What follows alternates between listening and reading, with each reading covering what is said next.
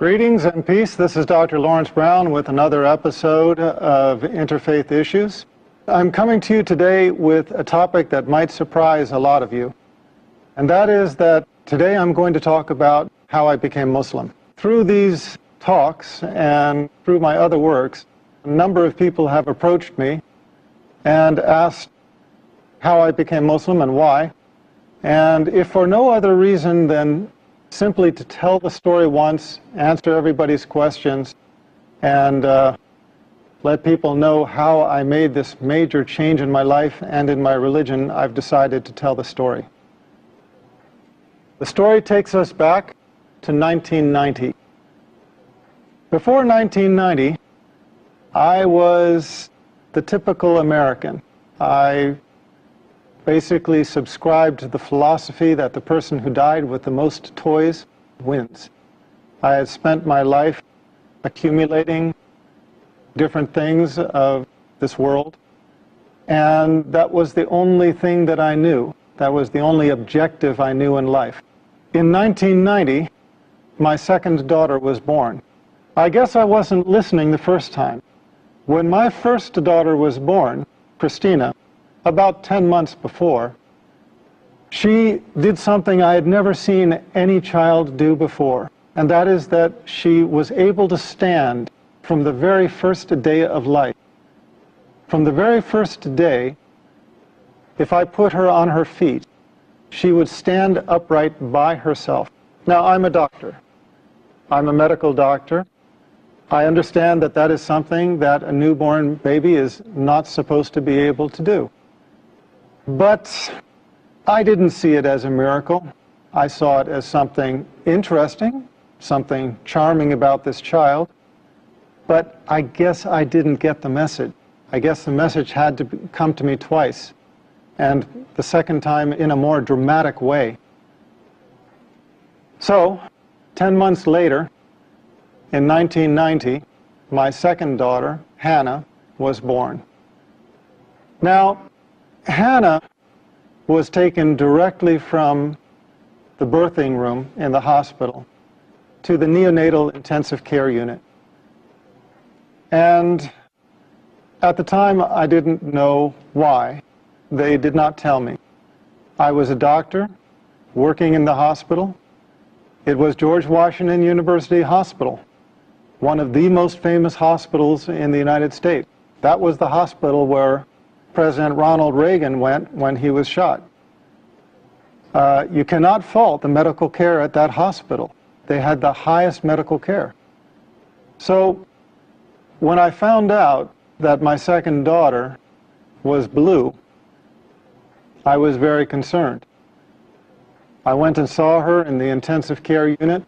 From the level of her chest down to her toes, she was a dusky, the only way I can describe it is a gunmetal blue, this deep, deep, dusky kind of blue. Now, for those of you in the medical profession, you understand what that means. A lot of people, even outside the medical profession, understand what that means, but for those of you who don't, you know how when you look at the veins in your arms, in a pale-skinned person like myself, those veins are blue. The reason why is because blood, when it is carrying oxygen, is red.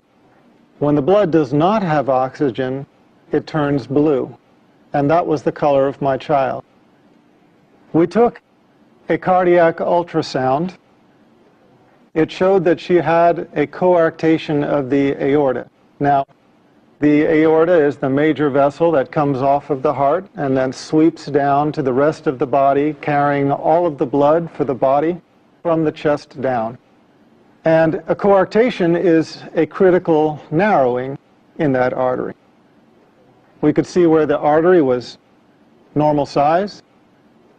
We could see where it was normal size on the other side, but right in the middle, there was this tight coarctation where the artery narrowed down to almost nothing. So that was the condition of my child. She was dying. Her body was suffocating. Now, As a doctor, I understood what this meant. I had assisted on numerous cardiothoracic surgeries. I knew that this almost certainly meant for this child that she would undergo emergency thoracic surgery. They would cut open her chest. They would replace the vessel with a graft. And these children, in general, don't do well.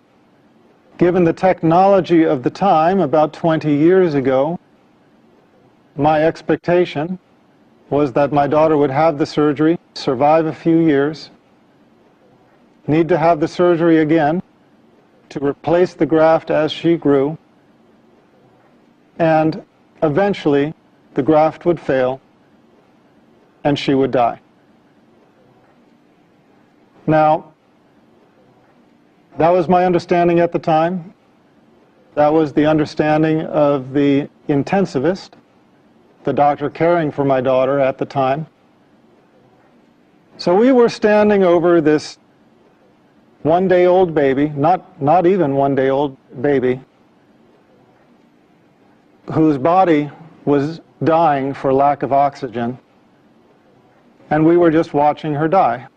They called in a cardiothoracic surgeon from the Children's Hospital across town in Washington, D.C. When he came to see my daughter, I had to leave because I was emotional and I was not helping things. I was not helping them to do their job. I left the intensive care unit.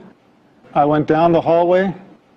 Because it's an intensive care unit, there's a prayer room nearby. Now, I remember very clearly walking into that room and praying for the first time in my life with sincerity. And I remember it because I had never prayed with sincerity before. All of my life, I had been in charge. If there was anything that I needed, I knew how to go after it. If there was anything I wanted, I knew what I had to do to get it. I had never been in the position in my life where I faced a situation that I felt I couldn't handle it, where I knew that I was helpless. Now, a lot of people think that I came to Islam through Christianity. In a way, that's true, and I'll come to that. But at the time, it was not. I was never, at any time in my life, Christian. I used to be atheist. I was one of those who denied the existence of God. In fact, I tried to argue people away from believing in God. When I went into that prayer room, I remember one thing hit me right away, and that is that it was just a prayer room. There were no crosses, no crucifixes, no statues. There were no religious symbols at all. And immediately, I felt it was the right place to be. But because I was atheist, I prayed a prayer which I have since come to know is a little bit infamous. It's a kind of a weak prayer, but it has its strength. And that prayer is, "Oh God, if you are there." You have to remember, I had spent all of my life denying God, denying His existence. At that moment, I realized there was nothing I could do. There was nothing in my worldly power to help this child. And I knew that the only power, if it did exist, that could help my child was the Almighty. So the only way I could pray was to pray, "Oh God, if you are there." And I admitted, I was honest. I said, "I don't know if you're there or not. But if you are there, I need help." And I made a deal. I made a promise. I asked God if He saved my daughter, and then if He guided me to the religion that was most pleasing to Him, that I would follow. And I remember those words precisely. asking him to guide me to the religion that was most pleasing to him and promising to follow. Well, I had been away for maybe 15 minutes. I walked back to the intensive care unit. When I entered the unit, the doctors were huddled around my daughter like a football team in the huddle. They were on the other side of the room at one end. When I walked in, they looked up at me, and I could see something had changed. When I walked up to them, the cardiothoracic surgeon just looked me in the eye and said she was going to be okay. The doctors around me did not understand it. He went on to give an explanation. He started talking about a patent ductus arteriosus and how he explained the fact that my daughter was going to be okay. And I looked around at the other doctors' faces, and I realized that I was not the only one that did not buy that explanation. And I realized that although that explanation worked for him, it just simply didn't work for me. I had prayed with sincerity for the first time in my life, and I could only believe that this was the hand of my Creator. We took an ultrasound before that showed this life-limiting condition. We took an ultrasound after, and she was completely stone-cold normal. She never had surgery. She never had medicine. She just went to becoming a completely normal child. As a matter of fact, she entered college this year. When I saw this miracle, I realized I had made a promise. And I realized that if I did not fulfill that promise, I would be blameworthy. So I started searching.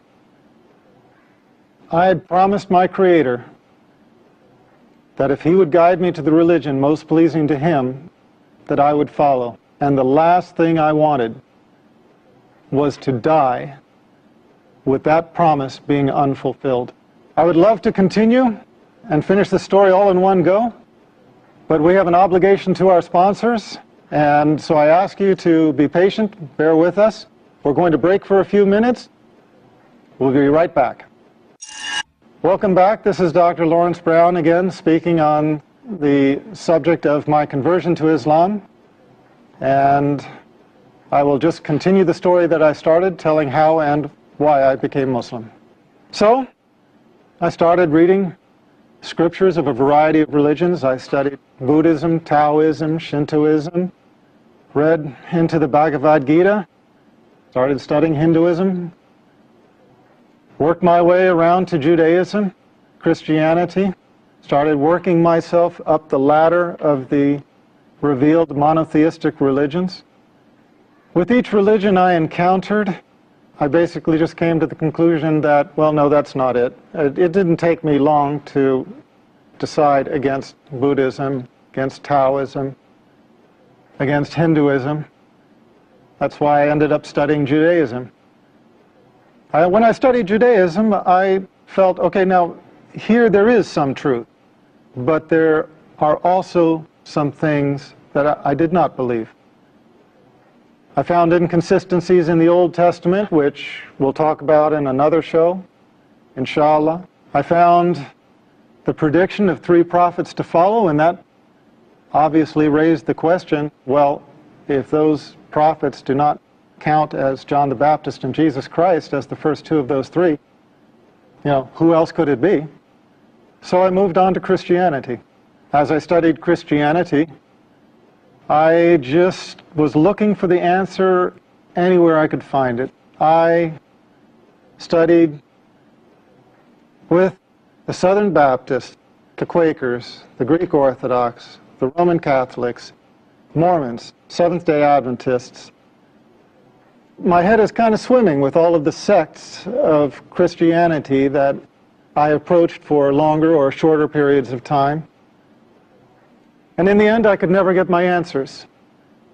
I would go to the priests having actually done something that very few Christians, in my experience, really do, and that is reading the Bible and questioning aspects of it. Now, please understand, I don't mean this to put down anybody out there. I don't mean this as a criticism to Christians who hold on to their faith, but I just mean to say that most Christians accept their faith unconditionally without really analyzing it. I found Jesus Christ calling himself the Son of Man, so I wanted the priest to tell me, why do Christians call him the Son of God if he called himself the Son of Man? I found Jesus Christ in 3 places asked, what is the most important commandment? And he said, "Know, O Israel, your God is one God." And I couldn't find the Trinity anywhere. I said, well, if the Trinity is not in the Bible, why are people teaching it? Why are people believing it? Why are people following it? Why are people professing it? And they said, well, it's First Epistle of John, chapter 5, verse 7. And I found out that that's a forgery. It doesn't exist in the original manuscripts, which is why it has been modified in the more modern Bibles. It is why you do not any longer find in the reputable Bibles published in modern day, you do not find it talking about the Father, the Son, and the Holy Spirit, and these 3 are one. You don't find that anymore because the scholars of modern times have recognized that that was a misleading insertion. As Scofield's Reference Bible states, it's an interpolation. It's a misleading insertion. I wanted the priests to answer these questions for me, and I never found a single one of any sect anywhere who could. I felt almost more lost than before. I believed in what Jesus Christ taught. I believed that he was a prophet. I believed in God as one God. I believe that man's relation with God is direct, without intercessor. I believe that we are accountable for our actions. I could not believe that we carried the taint of original sin, a sin that we never committed. I was at odds with Trinitarian theology, but I was in agreement with everything Jesus Christ taught. And I found these 2 to be different, and no priest could explain this to me. For a couple of years, I was searching, not finding anything, because in the West, in America, really about the last religion most people even think to consider is Islam. It wasn't until I learned about Islam, about the Prophet Muhammad, peace be upon him, that everything suddenly made sense. Everything fell in place.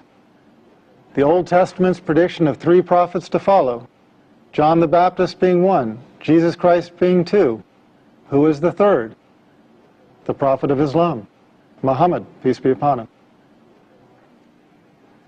Everything else fell in place. All of the teachings of Jesus Christ, his teaching that God is one, his teaching that the prophets, including himself, were men, his teaching that we are directly accountable to God, without intercessor, no saints in the way, no priests that you have to make confession to or seek absolution from. No, our account is directly to God, without intercessor. And I found the consistency in the creed throughout the chain of revelation. This was my reason for embracing Islam. I found in Islam the answer to my search in the continuity of the chain of revealed revelation. I found Islam as the conclusion in the chain of revelation. Now, that's my story. It's a very personal story, and maybe nobody benefits from it, except for me.